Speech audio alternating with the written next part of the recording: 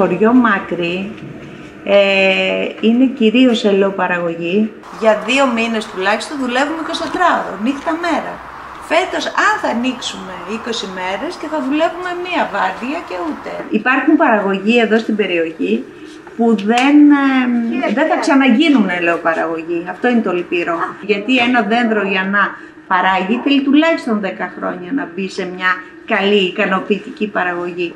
Τα δέντρα που κάηκαν ήταν 100 χρονών, 70 χρονών, το λιγότερο. Υπάρχουν δέντρα που κάηκαν μέχρι κάτω.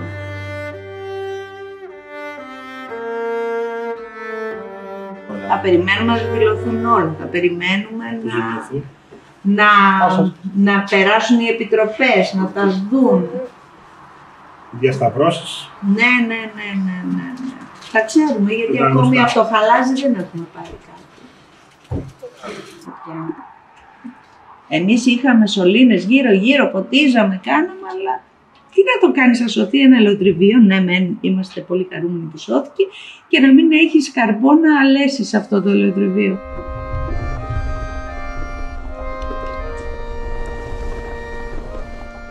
Γύρω στις 11 που άρχισαν να ακούγονται οι πρώτες φήμες ότι η φωτιά θα περάσει και θα έρθει προς τα δω, προς το νοσοκομείο κτλ. Να πω την αλήθεια, δεν το πιστεύαμε.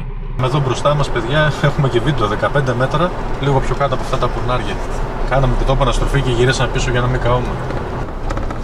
Και αυτά εδώ, όλα αυτά εδώ δικά μας, το τρακτήρ καήκε ρε.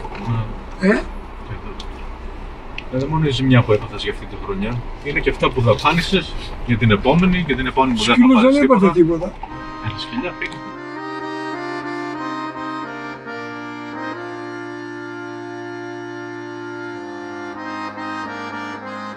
Εγώ θα τα κόψω, μήπως πετάξω. Αλλά να δούμε, δεν πιστεύω.